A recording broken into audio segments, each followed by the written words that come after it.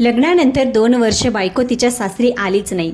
त्यानंतर नवऱ्याने असा निर्णय घेतला ज्याची कोणी कल्पनासुद्धा केली नव्हती. सुधीर आणि प्राजक्ता यांचं लग्न 2 वर्षापूर्वी पूर्ण पारंपरिक पद्धतीने झालं होतं. मात्र लग्नानंतर प्राजक्ता सासरी जाणे टाळण्यासाठी आणि माहेरी राहण्यासाठी सतत काही ना काही कारणे देत असे.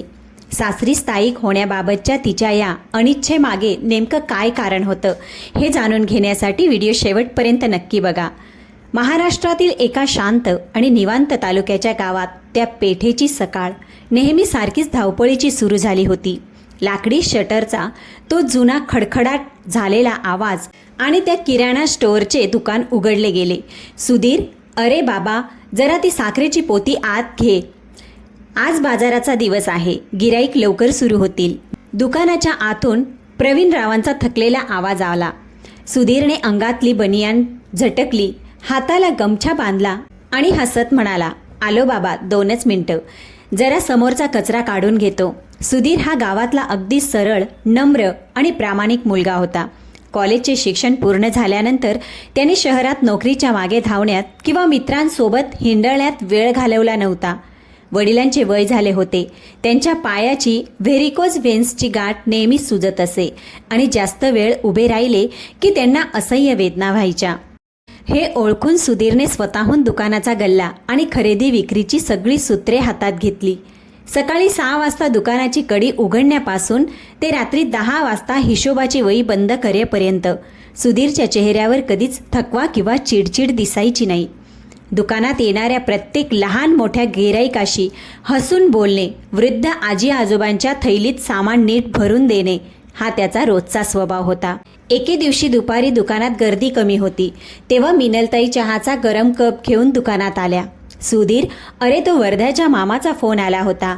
आईने चहाचा कप गल्ल्यावर ठेवला आणि पंख्याची हवा घेत म्हणाली, एक मुलगी आहे त्यांच्या ओळखीची, नाव प्राजक्ता, घरंदाज कुटुंब आहे, मुलगी BCom झाली आहे, सोज्वळ आहे आणि घरातील कामं व्यवस्थित करणारी आहे. मी म्हटलं तुला विचारून सांगावं. सुधीरने थोडं लाजत हसत मान खाली घातली आणि गल्ल्यावरील वही चाळायला सुरुवात केली. आई, तुम्ही आणि बाबा जे ठरवाल ते मला मान्य आहे. आपल्या साध्या घरात रुळणारी असावी आणि तुमच्या दोघांना जपणारी असावी. अरे बाबा, तुझा होकार असेल तरच पुढची पायरी. प्रवीणराव मागून दुकानातील बाकावर बसून हसत म्हणाले, आम्ही पोरीच्या घरी निरोप धाडतो मग. काही दिवसातच रीतसर कांदे पोह्यांचा कार्यक्रम ठरला. वर्ध्याला प्राजक्ताच्या घरी सुधीर आणि त्याचे आईवडील गेले. घर साधे आणि नेटनेटके होते. प्राजक्ताचे वडील आणि आई सुशीलाताई यांनी सर्वांचे मनापासून आदरातिथ्य केले. जेव्हा प्रांजल हातात पोयांची डिश आणि चहाचे कप घेऊन बाहेर आली तेव्हा सुधीरची नजर तिच्यावर पडली. आकाशी रंगाची साडी, डोक्यावरून सावरलेला पदर, हातात साध्या काचेच्या बांगड्या आणि चेहऱ्यावर एक आदरयुक्त शांतता. ती कुणाशीही फाजील बोलत नव्हती. नजरेत एक वेगळाच संकोच आणि नम्रता होती. प्राजक्ता, बाळा बस इथे, अनंतराव म्हणाले. मिनलताईंनी मायेने प्राजक्ताचा हात हातात घेतला. प्राजक्ता, बाळा, आमचं घर अगदी साधं आहे. सुधीरचं किराणा दुकान आहे. त्यामुळे राहणीमानसुद्धा व्यापारी वर्गासारखं साधेपणाचं आहे. तुला जमेल ना गा आमच्या घरात? प्राजक्ताने अत्यंत हळू आवाजात मान खाली घालून उत्तर दिले, हो काकू, मला साधेपणाच आवडतो आणि घरातली कामं करायची सवय आहे मला. सुधीरने तिला अलगद विचारलं, प्राजक्ता, तुझी काही स्वतःची वेगळी अपेक्षा आहे का? म्हणजे भविष्यात काही करायचं आहे का? प्राजक्ताने सुधीरकडे एकदाच नजरेनं पाहिलं. त्या नजरेत एक गूढ उदासी होती जी त्यावेळी कोणाला समजली नाही. ती म्हणाली, नाही, मला फक्त एका चांगल्या घरात सर्वांना जपून राहायचं आहे. दोन्ही बाजूंच्या लोकांना ही भेट खूप आवडली. साखरपुडा झाला आणि काही महिन्यातच हिंदू रीतिरिवाजांनुसार सनईच्या सुरांमध्ये आणि अथांग आनंदाच्या वातावरणात सुधीर आणि प्राजक्ताचा विवाह मोठ्या थाटामाटात पार पडला. लग्नानंतरच्या परंपरेनुसार प्राजक्ताने मोठ्या आदराने सासरी प्रवेश केला. उंबरठ्यावरील धान्याची मापटी मायाने ओलांडून तिने घरात गृहप्रवेश केला. दुसऱ्या दिवशी घरात सत्यनारायणाची महापूजा ठेवण्यात आली होती. प्राजक्ताने पिवळी पैठणी नेसली आणि सुधीर सोबत ती पूजेला बसली. पूजा संपल्यावर घरच्या मंडळींनी आणि नातेवाईकांनी नवदाम्पत्याला भरभरून आशीर्वाद दिले. लग्नानंतरच्या 5-6 दिवसात प्राजक्ताने सासूबाईंना घराच्या कामात पूर्ण मदत केली. सकाळी लवकर उठून अंगणात सडा रांगोळी घालणे, सर्वांसाठी चहा करणे, प्रवीण रावांच्या औषधांच्या वेळा पाळणे.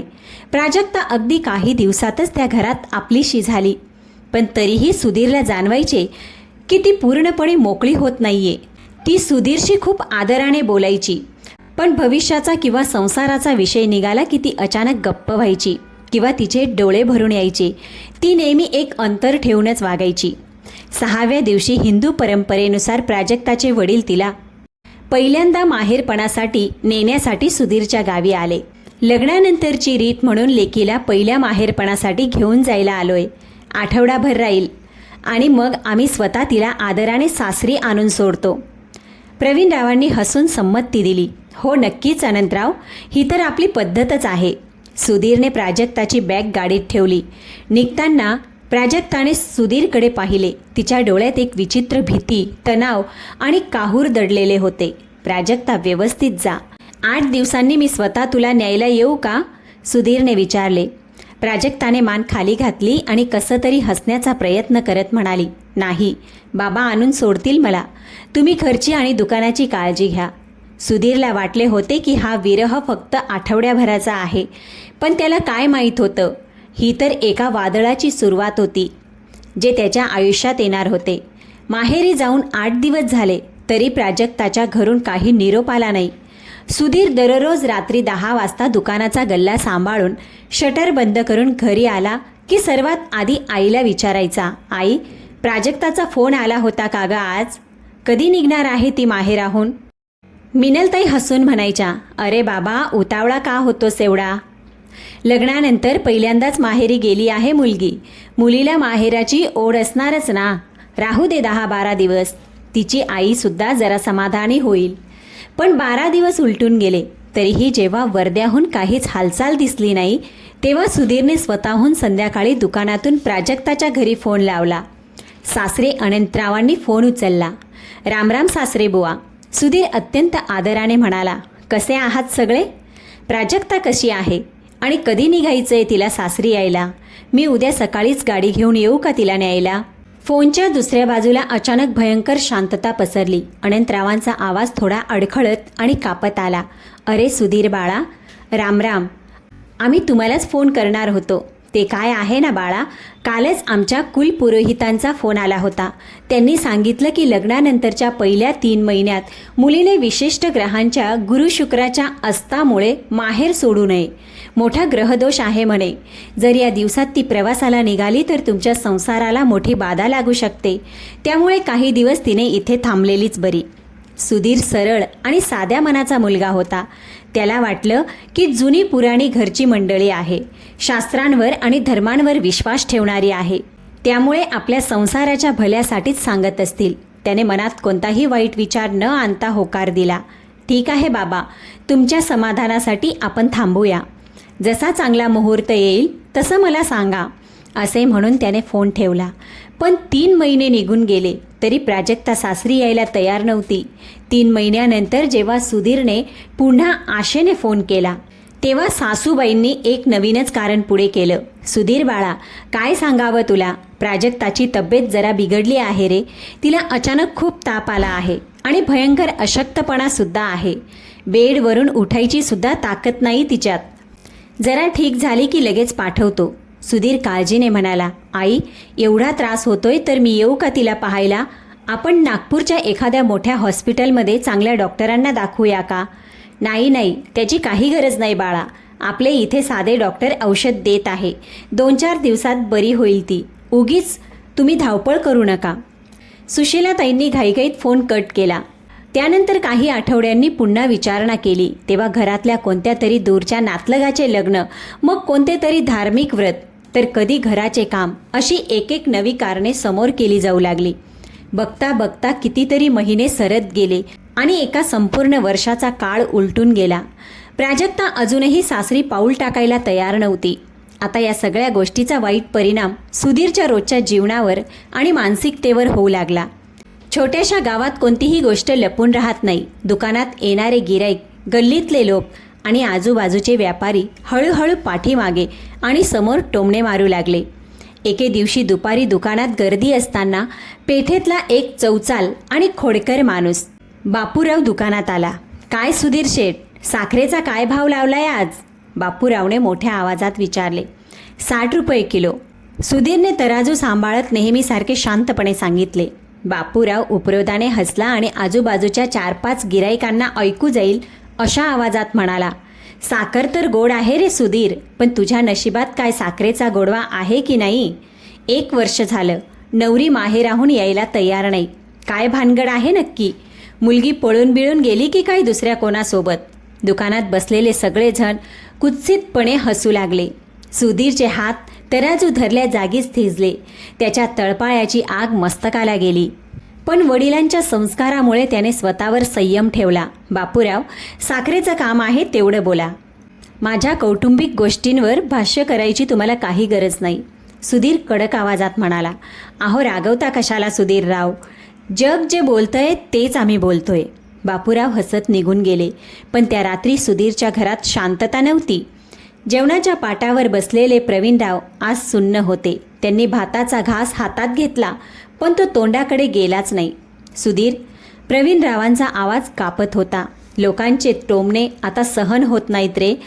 आज बाजारात मला 2 जणांनी विचारलं की मुलीच्या घरच्यांनी तुम्हाला फसवलं की काय? अरे वर्ष झालं, कसलं हे आजारपण आणि कसलं हा मुहूर्त? मिनलताईंचे डोळे भरून आले. सुधीर एकदा जाऊन स्पष्ट विचारणारे, प्राजक्ता फोनवर तरी काय बोलते तुझ्याशी?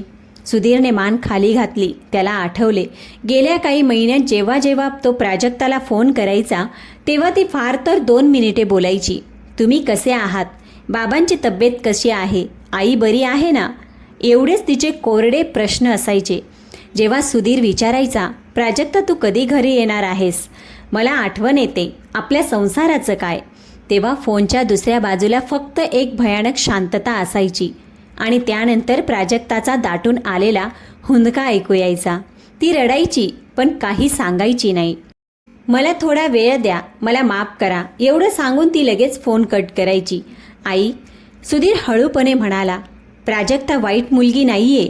तिच्या बोलण्यात मला कधीच खोटेपणा वाटला नाही. तिच्या आवाजात एक भयंकर वेदना असते. मला नक्की वाटतंय की काहीतरी खूप मोठी अडचण आहे जी ते आपल्यापासून लपवत आहेत. बघता बघता दुसरे वर्षही सुरू झाले.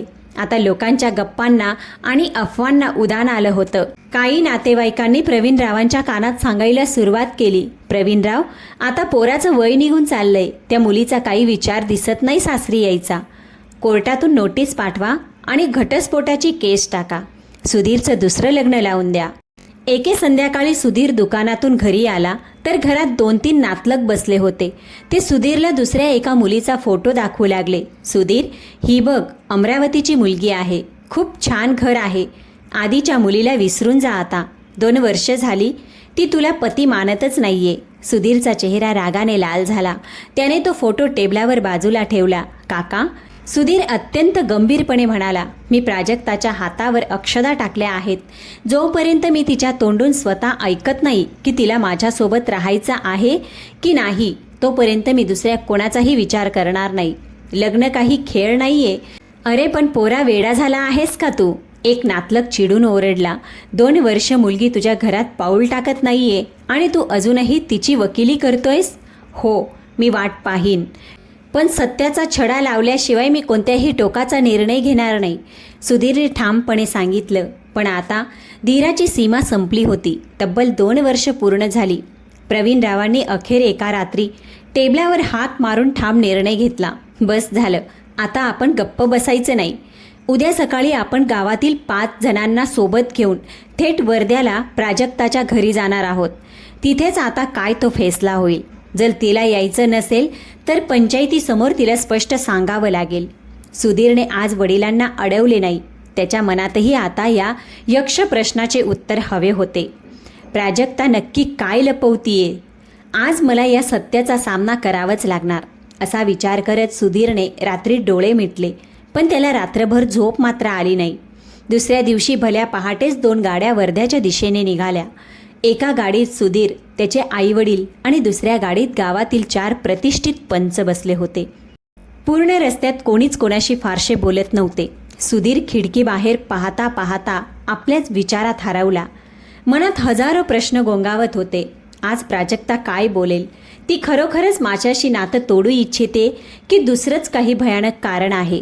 दुपारी 12च्या सुमारास गाड्या अनंतरावांच्या घरासमोर येऊन थांबल्या. अचानक एवढ्या मोठ्या ताफ्याला आणि गावाहून आलेल्या पंचांना पाहून अनंतरावांच्या पायाखालची जमीन सरकली. सुशीलाताईंचे तर हातपाय कापू लागले. रामराम अनंतराव. सुधीरच्या गावातील ज्येष्ठ पंच नानासाहेब पुढे येत म्हणाले, आम्ही आज पाहुणे म्हणून नाही तर ह्या दोन्ही कुटुंबांच्या संसाराचा निकाल लावायला आलो आहोत. गल्लीत बातमी पसरताच आजूबाजूचे शेजारी आणि नातेवाईक सुद्धा जमू लागले. अनंतरावांच्या घराच्या पुढच्या मोठ्या अंगणात 5-6 चारपाई अंथरल्या गेल्या. वातावरण अत्यंत गंभीर आणि तणावपूर्ण झालं होतं. नानासाहेबांनी बोलायला सुरुवात केली. बघा अनंतराव, लग्न होऊन आज पूर्ण 2 वर्ष झाली आहेत. सुधीर आणि याच्या घरच्यांनी तुमच्या शब्दावर विश्वास ठेवून प्रत्येक गोष्टीची वाट पाहिली, पण 2 वर्षात मुलगी सासरी आली नाही. हा कुठला न्याय आहे? मुलीला संसार करायचा आहे की नाही? अनंतरावांनी मान खाली घातली होती. ते थरथर त्या हातांनी रुमालाने कपाळाचा घाम पुसत होते. नानासाहेब, आमचं काही म्हणणं नाहीये, पण काय सांगा, काय करणार? सुधीरच्या बाजूचे दुसरे पंच कडक आवाजात म्हणाले, तुम्ही लोकांनी खेळ मांडलाय का? जर मुलीला लग्न करायचंच नव्हतं तर एका चांगल्या मुलाचं आयुष्य का उद्ध्वस्त केलं? आज संपूर्ण समाजात सुधीरला आणि त्याच्या आईवडिलांना टोमणे ऐकावे लागत आहेत. हे ऐकून अनंतरावांचं अश्रू अनावर झाले. नाही नानासाहेब, आमच्या प्राजक्तावर असा डाग लावू नका. तिची कोणतीही वाईट इच्छा नाही. मग काय अडचण आहे? मुलीला समोर बोलवा. आज काय ते तिच्या तोंडूनच ऐकू दे, नानासाहेबांनी ठामपणे सांगितलं. सुशीलाताई आत गेल्या आणि काही मिनिटातच प्राजक्ताला घेऊन बाहेर आल्या.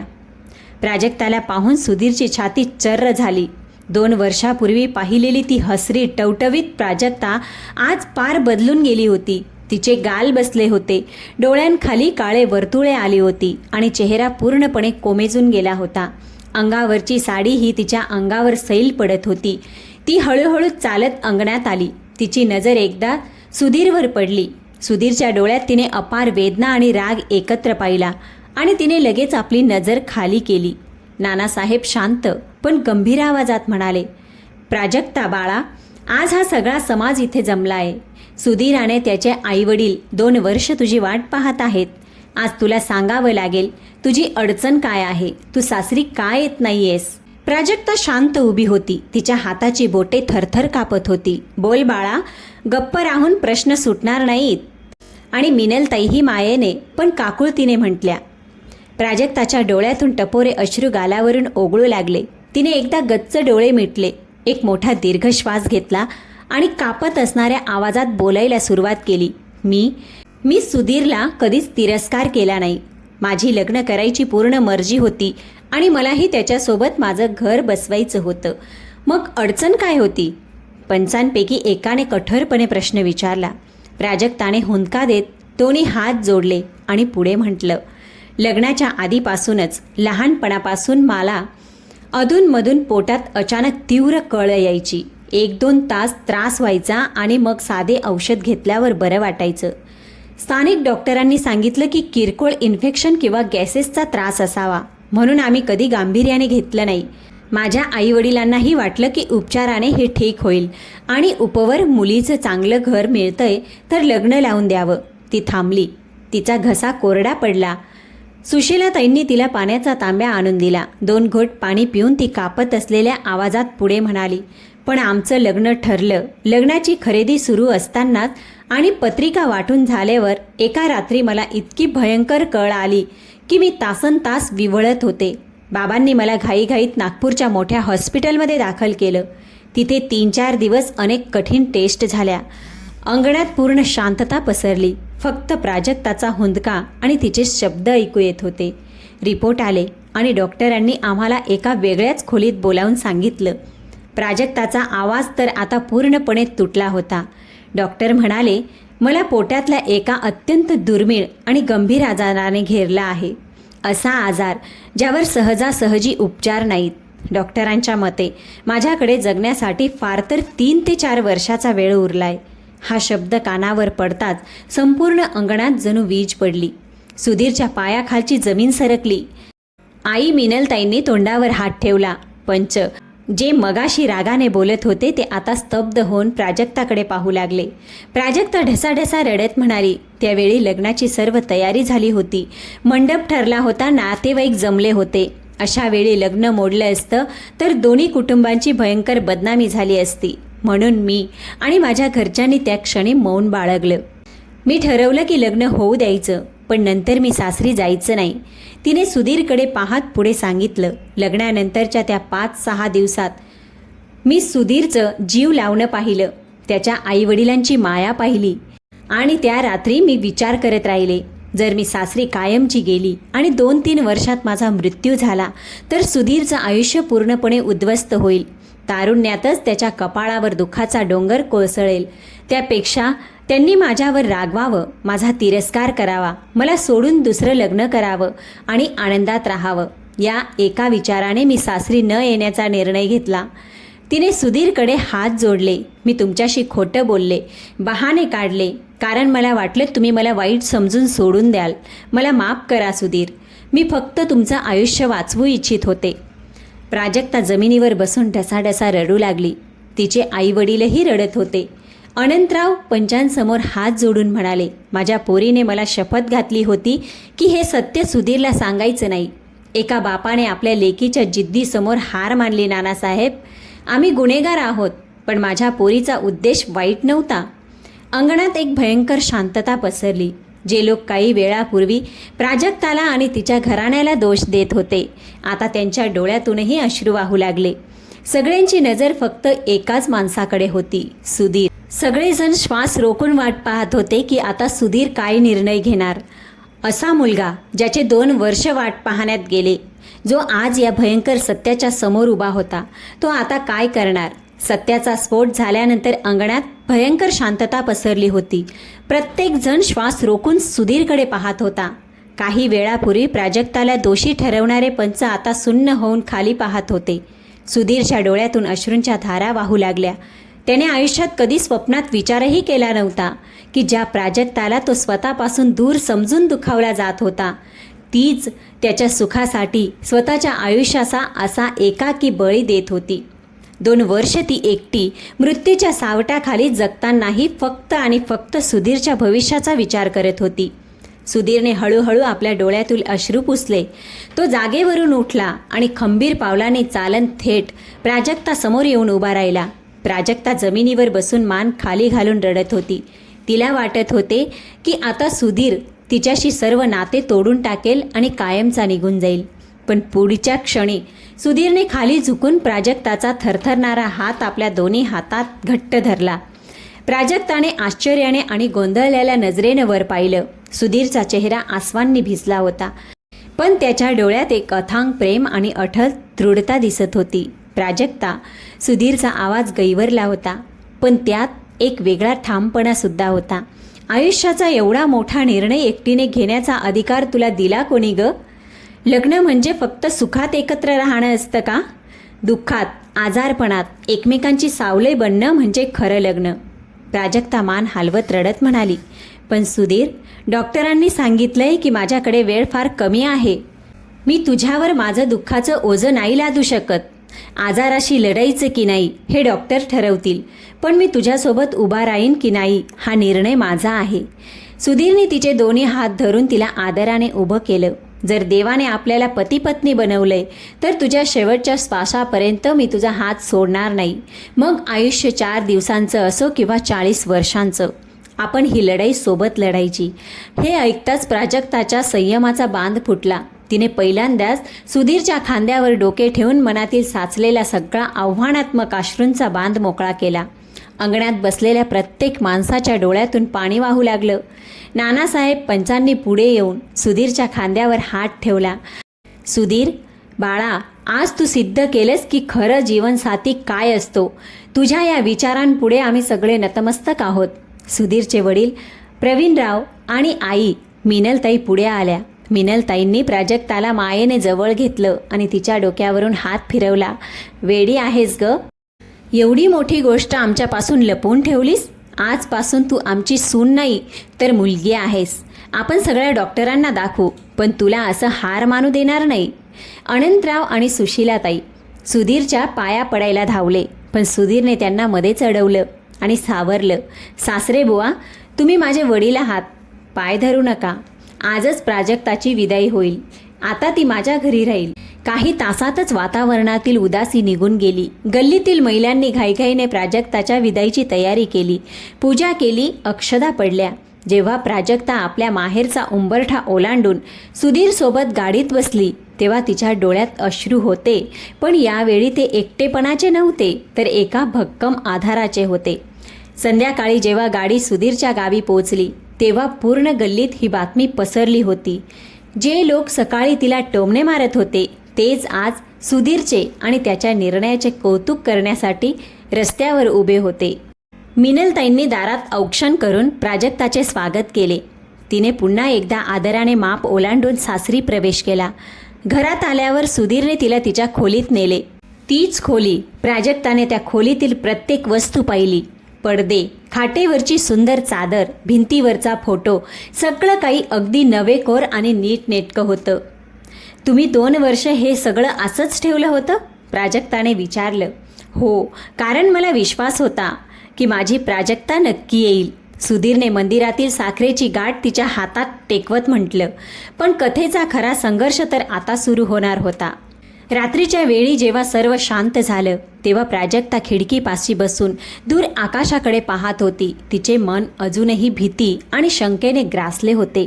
सुधीर तिच्या जवळ गेला आणि तिचे खांदे धरले. काय विचार करतीयेस? मला भीती वाटतेय सुधीर. प्राजक्ता कुजबुजली. डॉक्टरांचे ते शब्द माझ्या कानात अजूनही घुमतात. जर मला काही झालं तर?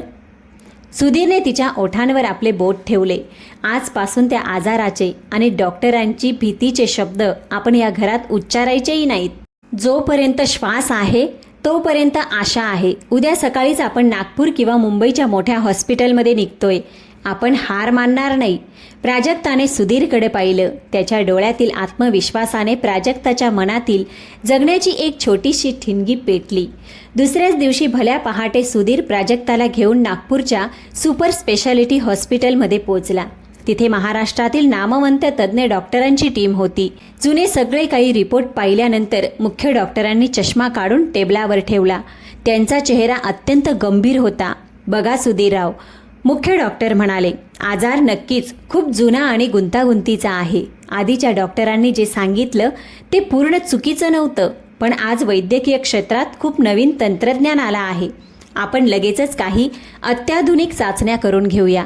पण एक गोष्ट मी तुम्हाला स्पष्ट सांगतो, हा मार्ग अजिबात सोपा नाही. उपचार खूप मोठे, आव्हानात्मक आणि अत्यंत महागडे असतील. सुधीरने प्राजक्ताचा थरथरणारा हात धरला आणि डॉक्टरांकडे पाहून ठामपणे म्हणाला, डॉक्टर साहेब, पैशांची काळजी तुम्ही करू नका. प्राजक्ताच्या उपचारात मी कोणतीही कसर सोडणार नाही. फक्त माझी एकच विनंती आहे, तिला बरी करा. तिथूनच सुधीर आणि प्राजक्ताच्या आयुष्यातील सर्वात कठीण पण आशेने भरलेल्या संघर्षाला सुरुवात झाली. पुढचे महिने अत्यंत धावपळीचे आणि वेदनादायी गेले. दर महिन्याला प्राजक्ताला तपासणीसाठी आणि उपचारांसाठी नागपूरला न्यावे लागे. कधी नवीन इंजेक्शन, कधी वेदनादायी थेरपी, तर कधी औषधांचे भयंकर दुष्परिणाम. थेरपीनंतर प्राजक्ताला भयंकर मळमळ आणि अशक्तपणा यायचा. औषधांच्या उग्र प्रभावामुळे तिचे सुंदर केस गळू लागले होते आणि तिच्या चेहऱ्यावरचा टवटवीत रंग फिक्का पडला होता. अशा कठीण प्रसंगी सुधीर रात्र तिच्या उश्याशी बसून राहायचा. प्राजक्ता वेदनेने विवळत असताना सुधीर तिच्या डोक्यावरून हळूवार हात फिरवायचा. तिच्या कपाळावर थंड पाण्याच्या पट्ट्या लावायचा आणि तिच्या कानात प्रेमाने सांगायचा, प्राजक्ता, तू खूप कणखर आहेस. हा काळही निघून जाईल. मी तुझ्या सोबत आहे ना. दुसरीकडे घरचा खर्च आणि प्राजक्ताच्या महागड्या औषधांचा डोंगर दिवसागणिक वाढत चालला होता. किराणा स्टोअरमधून मिळणारा महिना काठीचा नफा आता या अफाट खर्चामुळे तोकडा पडू लागला. एका संध्याकाळी सुधीर दुकानात बसून वहीत हिशोब करत होता. औषधांचे मोठे बिल समोर होते आणि गल्ल्यातली रक्कम खूप कमी पडत होती. सुधीर डोक्याला हात लावून बसला. प्रवीणराव तिथे आले. त्यांनी मुलाच्या चेहऱ्यावरची चिंता आणि दडपण क्षणात ओळखलं. सुधीर, काय झालं रे बाळा? त्यांनी मायेने विचारलं. सुधीरने वही पटदिशी बंद केली, पण प्रवीणरावांनी पुढे होऊन ती वही उचलून पाहिली. औषधांचे पैसे कमी पडतायत ना? काही नाही बाबा, मी करतो काहीतरी सोय. मित्रांकडून मागून बघतो. सुधीरने परिस्थिती लपवण्याचा प्रयत्न केला. प्रवीणराव शांतपणे उठले आणि आतल्या खोलीतून घराच्या जुन्या कागदपत्रांची फाईल घेऊन आले. ती फाईल सुधीरच्या हातात ठेवत ते गद्द आवाजात म्हणाले, ही आपल्या गावातली 2 एकर शेती आहे. तुझ्या आजोबांनी खूप कष्टाने कमवली होती. उद्याच बाजारात जाऊन याचा सौदा कर आणि प्राजक्ताच्या उपचाराचे पैसे उभे कर. सुधीर हादरला. उद्या भविष्यात काही अडचण आली तर? मी ही जमीन विकू शकत नाही बाबा. प्रवीणरावांनी सुधीरच्या खांद्यावर हात ठेवला आणि त्याच्या डोळ्यातून अश्रू ओघळले. सुधीर, जमीन काय रे? पुन्हा मेहनत करून विकत घेता येईल. पण जर घरातील माणूसच निघून गेला तर ती जमीन काय आपण डोक्यावर घेऊन फिरणार आहोत का? प्राजक्ता आता या घराची लक्ष्मी आहे. तिला वाचवणं हे आपलं पहिलं कर्तव्य आहे. दुसऱ्याच दिवशी सुधीरने जमीनचा तो तुकडा विकला आणि मिळालेले सगळे पैसे प्राजक्ताच्या उपचारासाठी हॉस्पिटलच्या डिपॉझिट खात्यात जमा केले. प्राजक्ताला जेव्हा हे समजलं की तिच्या उपचारासाठी सासरची शेतजमीन विकली गेली आहे, तेव्हा ती ढसाढसा रडू लागली. सुधीर, माझ्यासारख्या आजारी माणसासाठी तुम्ही तुमची जमीन विकली? मी या घरासाठी एक ओझं बनले आहे. सुधीर तिच्या जवळ बसला. तिचे अश्रू पुसत हसत म्हणाला, अगं वेडी आहेस का? जमिनीपेक्षा तुझा श्वास माझ्यासाठी 1000 पटीने मौल्यवान आहे. तू बरी झालीस ना की आपण सोबत मेहनत करून त्यापेक्षा मोठी जमीन विकत घेऊ. काळाचे चक्र फिरत राहिले. 1 वर्ष, 2 वर्ष, 3 वर्ष आणि बघता बघता 5 वर्ष निघून गेली. या 5 वर्षात सुधीरने दिवस रात्र एक केला. सकाळी 5 वाजता उठून प्राजक्ताची औषधं, तिचा आहार सांभाळणं, मग दुकानात जाऊन 12-12 तास कंबरतोड काम करणं आणि रात्री पुन्हा प्राजक्ताची सेवा करणं. सुधीरने स्वतःसाठी या 5 वर्षात एक नवा कपडाही घेतला नाही. कोणत्याही लग्न समारंभात किंवा सणात सहभाग घेतला नाही. त्याची संपूर्ण दुनिया फक्त आणि फक्त प्राजक्ताभोवतीच फिरत होती. सासू मिनलताईसुद्धा प्राजक्ताला सुनेसारखं नाही तर पोटच्या लेकीसारखं जपत होत्या. तिच्यासाठी वेगळा पौष्टिक आहार शिजवणं, तिला मायेनं भरवणं, देवापुढे तिच्या आयुष्यासाठी रोज नंददीप लावणं. मिनलताईंनी कोणतीही कसर सोडली नाही. प्राजक्ताच्या माहेरची मंडळी अनंतराव आणि सुशीलाताई जेव्हा जेव्हा मुलीला भेटायला यायचे, तेव्हा सुधीरचे आणि त्याच्या आईवडिलांचे हे अथांग समर्पण पाहून त्यांचे डोळे भरून यायचे. जे जग एकेकाळी या नात्यावर हसत होतं आणि तोमणे मारत होतं, तेच जग आज सुधीर आणि प्राजक्ताच्या प्रेमाची, त्यागाची आणि निष्ठेची मिसाल देत होतं. 5व्या वर्षाच्या शेवटी नागपूरच्या हॉस्पिटलमधून सुधीरला तातडीचा फोन आला. सुधीरराव, उद्या सकाळीच प्राजक्ताला घेऊन हॉस्पिटलमध्ये या. नवीन रिपोर्ट आले आहेत आणि डॉक्टरांच्या टीमने एक खूप मोठा निर्णय घेतला आहे. सुधीरची धडधड वाढली. काय असेल तो निर्णय? प्राजक्ता पूर्ण बरी होईल की नाही या विचाराने सुधीरने देवापुढे हात जोडले आणि तिला घेऊन तो नागपूरच्या दिशेने निघाला.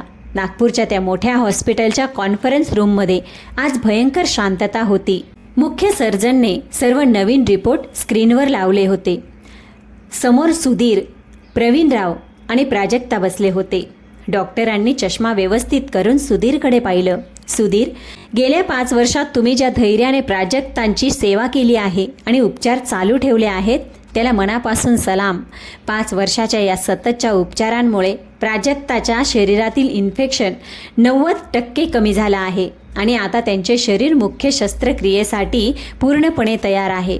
सुधीरच्या डोळ्यात आशेचा एक नवा किरण चमकला.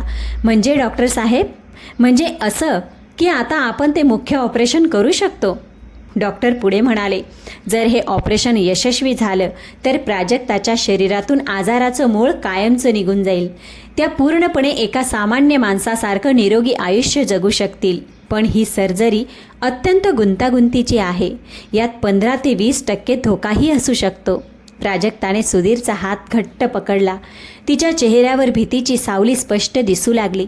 सुधीरने तिच्याकडे पाहिलं, तिच्या हातावर स्वतःचा हात ठेवला आणि अतिशय शांतपणे गंभीर आवाजात म्हणाला, डॉक्टर साहेब, आम्ही 5 वर्षे या रोगाशी लढलोय. आता शेवटच्या टप्प्यावर येऊन आम्ही मागे हटणार नाही. तुम्ही ऑपरेशनची तयारी करा. आमचा देवावर आणि तुमच्या हातांवर पूर्ण विश्वास आहे. 2 दिवसानंतर ऑपरेशनची तयारी सुरू झाली. सकाळी 7 वाजताच प्राजक्ताला ऑपरेशन थिएटरमध्ये नेण्याची सुरुवात झाली. बाहेर दोन्ही कुटुंब जमली होती. सुधीरचे आईवडील आणि प्राजक्ताचे आईवडील पांढऱ्या कपड्यात स्ट्रेचरवर झोपलेल्या प्राजक्ताच्या डोळ्यातून पाणी ओघळत होतं. ओटीच्या दारापाशी आल्यावर तिने सुधीरचा हात सोडला नाही. सुधीर, ती कापत असलेल्या आवाजात कुजबुजली. जर मी बाहेर नाही आली तर? सुधीर खाली झुकला. तिच्या कपाळावर त्याने प्रेमाने स्पर्श केला आणि हसत म्हणाला, असं अजिबात बोलायचं नाही. मी 5 वर्ष तुझी वाट पाहिली आहे आणि आता आजही या दाराबाहेर तुझी वाट पाहत उभा आहे. तू बाहेर येशील, आपण घरी जाऊ आणि एक नवीन आयुष्य सुरू करू, समजलंस? प्राजक्ताने अश्रू पुसत मान हलवली. दारे बंद झाली आणि ऑपरेशन थिएटरवरील लाल दिवा पेटला. बाहेरचा प्रत्येक मिनिट एका युगासारखा वाटत होता. 1 तास, 2 तास, 4 तास, 6 तास उलटून गेले. लाल दिवा तसाच पेटत होता. बाहेर बसलेले प्रवीणराव आणि अनंतराव रामनामाचा जप करत होते. मिनलताई आणि सुशीलाताई कोपऱ्यात बसून कुलदेवीला साकडे घालत होत्या. सुधीर मात्र ऑपरेशन थिएटरच्या दारासमोर शांत उभा होता. त्याने सकाळपासून पाण्याचा एक घोटही घेतला नव्हता. त्याच्या मनात फक्त आणि फक्त प्राजक्ताचा चेहराच फिरत होता. तिचे ते संकोची हसणं, तिचं रडणं आणि 5 वर्ष तिने दाखवलेली सहनशीलता. अखेर संध्याकाळी 5 वाजता तब्बल 10 तासानंतर ऑपरेशन थिएटरचा लाल दिवा बंद झाला. दाराचा खटका वाजला आणि डॉक्टरांनी मास्क खाली करत बाहेर आले. त्यांच्या चेहऱ्यावर थकवा तर होता, पण त्या थकव्यामागे एक विजयाचे हास्य होते. सुधीर धावत डॉक्टरांकडे गेला. त्याचा आवाज फुटत नव्हता. डॉक्टर, प्राजक्ता कशी आहे? डॉक्टरांनी सुधीरच्या खांद्यावर हात ठेवला आणि मोठ्या विश्वासाने म्हणाले, अभिनंदन सुधीर, ऑपरेशन 100% सक्सेस झालं आहे. आपण रोगाचे मूळ पूर्णपणे काढून टाकला आहे. आता प्राजक्ता पूर्णपणे धोक्याबाहेर आहे. हे शब्द ऐकताच जणू संपूर्ण कॉरिडॉरमध्ये आनंदाची लाट उसळली.